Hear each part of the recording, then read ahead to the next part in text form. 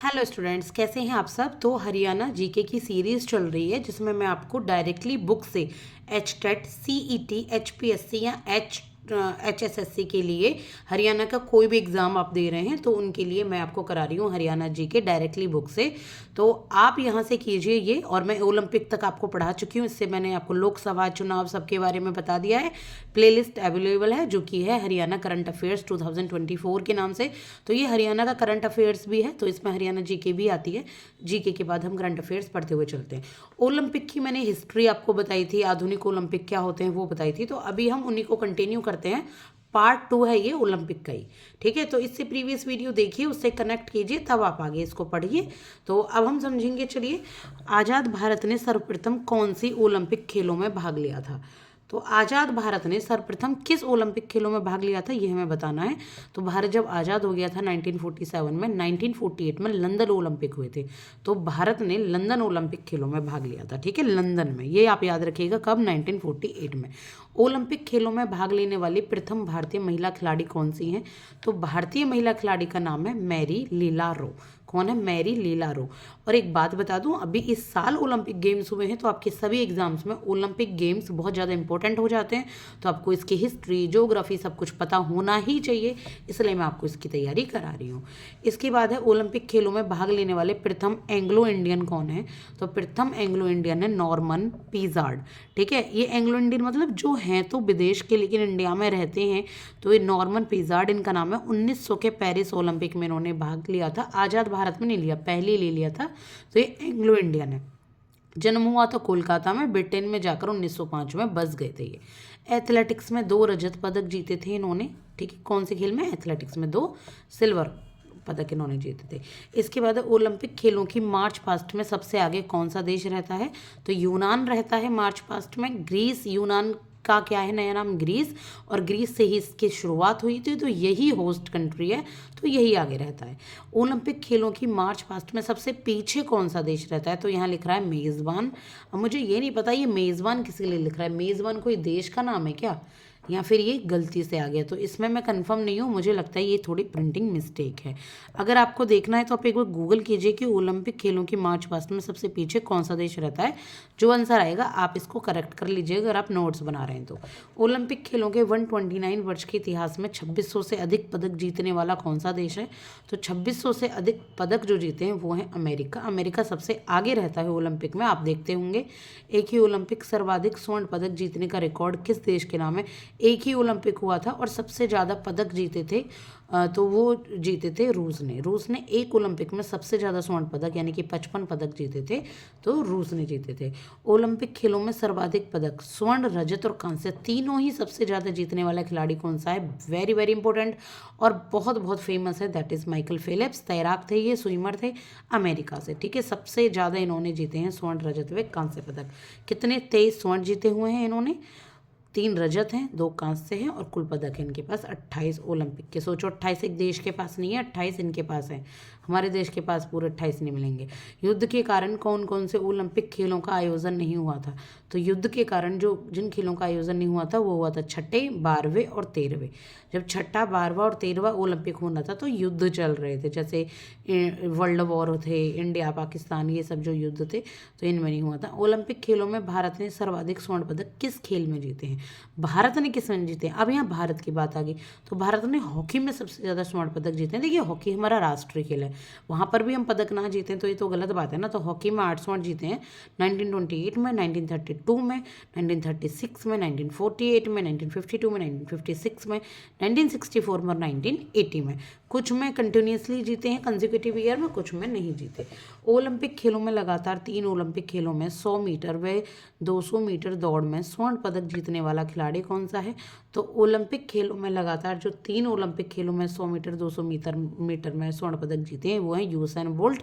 ये भी बहुत फेमस है, यूसेन बोल्ट जमैका के हैं ये। इसके बाद 100 मीटर दौड़ में ओलंपिक रिकॉर्ड किस खिलाड़ी के नाम है। तो ये भी यूसेन बोल्ट के नाम है। इन्होंने 9.69 सेकेंड में अपनी दौड़ कंप्लीट कर दी थी। इसके बाद देखिए कुछ नोट दिया हुआ है कि विश्व एथलेटिक्स प्रतियोगिता में रिकॉर्ड 100 मीटर दौड़ में 9.58 सेकंड का रिकॉर्ड भी यूसेन बोल्ट के नाम है।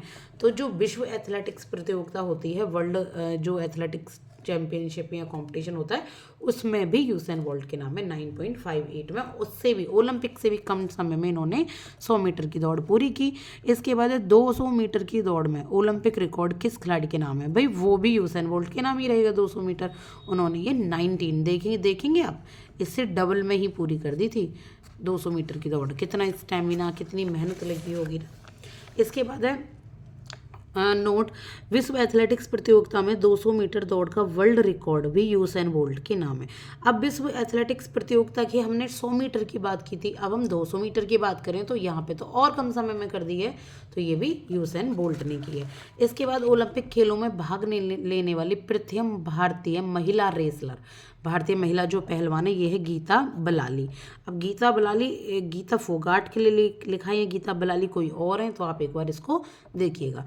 ओलंपिक खेलों में भाग लेने वाली सबसे कम उम्र की भारतीय रेसलर कौन है? तो ये विनेश फोगाट।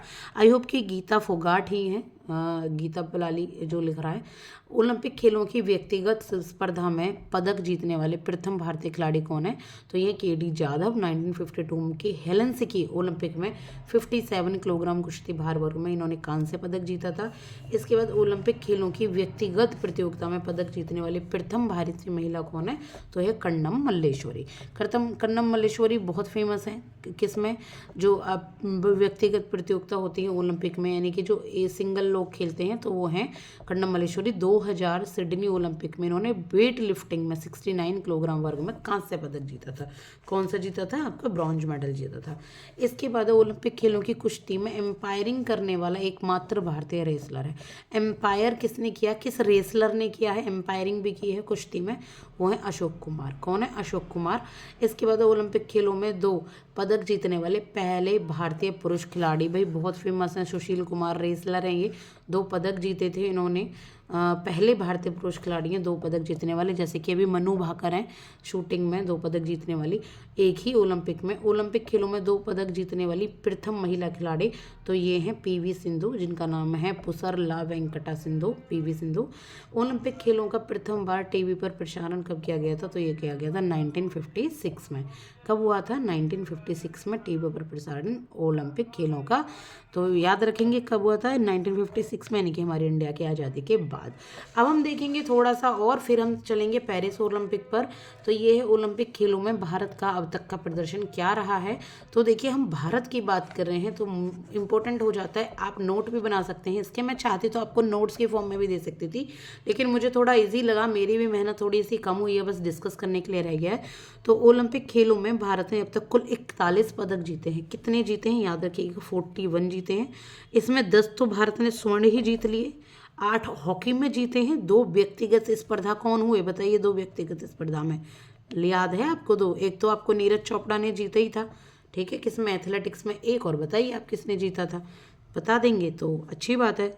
10 रजत पदक जीते हैं, 8 आज़ादी के बाद और 2 आज़ादी से पहले नॉर्मन पिज़ार्ड ने, ठीक है। 21 कांस्य पदक जीते हैं, जिसमें 4 हॉकी और 17 व्यक्तिगत स्पर्धा में जीते हैं। नॉर्मन पिज़ार्ड के 2 रजत पदक को लेकर विवाद है, क्योंकि नॉर्मन पिज़ार्ड क्या हुआ था, 1905 में जाकर बस गए थे, और उस दौरान, यहाँ गलत लिखा हुआ है, ब्रिटेन पर भारत का राज था, ब्रिटेन का भारत पर राज था, ये है। तो नॉर्मन पिज़ार्ड के 2 रजत पदक हटा दें तो भारत के द्वारा जीते गए कुल पदकों की संख्या 39 है, हटा दो 2। ये क्योंकि वो ब्रिटेन में जाकर बस गए थे ना, पहले एंग्लो इंडियन थे, अब बस गए तो अब वहाँ के हटा दिए जा रहे हैं। तो और 2 पदक 1900 के पेरिस ओलंपिक में जीते थे उन्होंने। ब्रिटेन ने अपनी तालिका में सम्मिलित करा लिए थे, क्योंकि उन दिनों भारत पर ब्रिटेन का राज था। तो अगर कहें नेट तो 39 ही जीते हैं, क्योंकि नॉर्मन पिज़ार्ड के तो 2 पदक ब्रिटेन ने अपनी तरफ शामिल करा लिए थे। तो ये है आपका ओलंपिक गेम्स की हिस्ट्री पूरी की पूरी। पार्ट 2 है, पार्ट 1 भी है, अपलोड कर दिया है, देख लीजिएगा। नोट्स बनाना चाहो नोट्स बना लो। अब हम चलेंगे, जो मैं नेक्स्ट वीडियो आपके लिए अपलोड करूंगी, तो दैट इज़ पेरिस ओलंपिक्स 2024। तो पहले हम पेरिस ओलंपिक करेंगे नॉर्मल, फिर हम करेंगे पैरा पेरिस ओलंपिक, ठीक है। तो आप देखना मत भूलिएगा, डेली डे बाई डे आपको ये वीडियोस मिलती रहेंगी। जब तक ये मैं डायरेक्टली बुक से इसलिए पढ़ा रही हूँ ताकि ना बच्चों को एक भरोसा हो जाता है कि मैम जो लेकर आई है कंटेंट वो बिल्कुल सही जगह से है। कभी कभी हम लोग खुद अपने नोट्स बना लेते हैं, बच्चों को यही लगता है, स्टूडेंट्स को, कि ये जो मैम पढ़ा रही है बस कहीं से भी ये पीडीएफ या नोट्स प्रोवाइड कर लिए हैं, तो ऐसा नहीं है। मैं अपने व्यूज़ के लिए, अपने सब चैनल्स के लिए नहीं कर रही हूँ। देखिए वो भी है कहीं ना कहीं, लेकिन उससे ज़्यादा है मेरे लिए आपका करियर। तो आप अपने एग्ज़ाम्स, अपने करियर में बेस्ट दें, अपनी मेहनत करें इसी तरीके से। बहुत ही बिना ताम झाम के मैं मेहनत कराती हूँ बच्चों को, क्योंकि ना पढ़ाई इसी तरीके से होती है। जैसा कि आप पेपर देकर आएंगे वैसे ही आदत में डाल लीजिए। शुरू में परेशानी होती है, लेकिन आप बहुत वीडियोस वाली आप वो ले लेंगे, बहुत कलरफुल आप सारी चीज़ें ले लीजिए, नहीं होते लर्न ऐसे, ठीक है, ऐसे लर्न नहीं होते। तो कोशिश की करूँगी मैं आगे मैं आपको एक हैंड रिटन नोट्स की फॉर्म में करंट अफेयर ईयरली 2024 दे सकूँ। अगर मैं हैंड रिटन नोट की फॉर्म में नहीं दे पाई तो मैं आपको दूंगी वो ईयरली नेशनल लेवल के एग्ज़ाम्स के लिए डायरेक्टली बुक से ही, वो भी मैं ठीक है बता दूंगी कौन सी बुक है। रिव्यू भी दे रखा है शायद मैंने उस बुक का आपको, करंट अफेयर की बुक का।